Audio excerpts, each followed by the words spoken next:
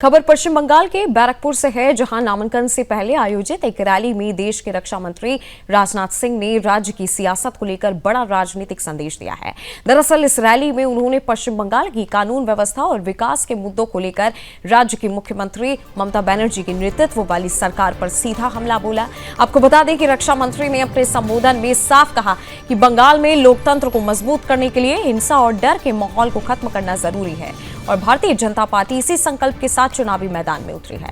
वास्तव में इस मंच से ये संदेश देने की कोशिश की गई कि राज्य में चुनावी माहौल को लेकर गंभीर सवाल उठ रहे हैं और इन्हें लोकतांत्रिक तरीके से हल किया जाना चाहिए। इस दौरान बैरकपुर से भारतीय जनता पार्टी के नेता अर्जुन सिंह और सांसद निशिकांत दुबे ने भी अपनी प्रतिक्रिया दी।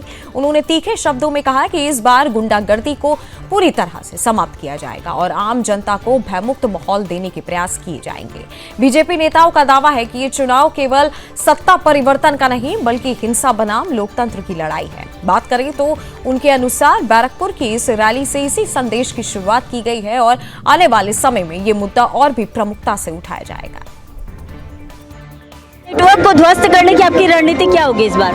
रणनीति तो आपको बता नहीं सकते हैं, लेकिन ध्वस्त जरूर करेंगे, ये निश्चित रहिए। तो इस बार जो है जनता के पास आप किन मुद्दों को लेकर जा रहे हैं? सुशासन, बेरोजगारी मिटाना, इंडस्ट्री को फिर से हरा भरा करना, गुंडा और एक्सटॉर्शन खत्म करना। तो आज रक्षा मंत्री राजनाथ सिंह खुद यहाँ पर पहुँच रहे हैं और यही वो इलाका है जहाँ पर सबसे ज्यादा जो हिंसा देखी जाती है। इसलिए ना डिफेंस मिनिस्टर को बुलाया गया है।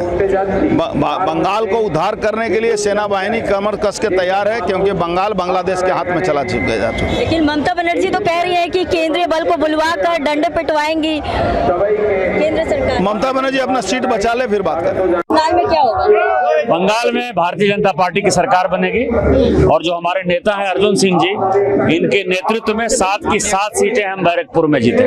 लगातार जिस तरह से हिंसा होती है, इसको लेकर आप क्या कहेंगे? पश्चिम बंगाल की गुंडागर्दी का कोई स्थान नहीं है। भारतीय जनता पार्टी का पहला काम होगा जो सीपीएम और टीएमसी की गुंडागर्दी रही है और बंगाल के लोग जो परेशान हैं, उस गुंडागर्दी को खत्म करना, बांग्लादेशी घुसपैठिए को हटाना और यहाँ के लोगों को रोजगार देना। तो केंद्र सरकार इस बार सक्षम रहेगी सब कुछ करने में? राज्य सरकार सक्षम रहेगी।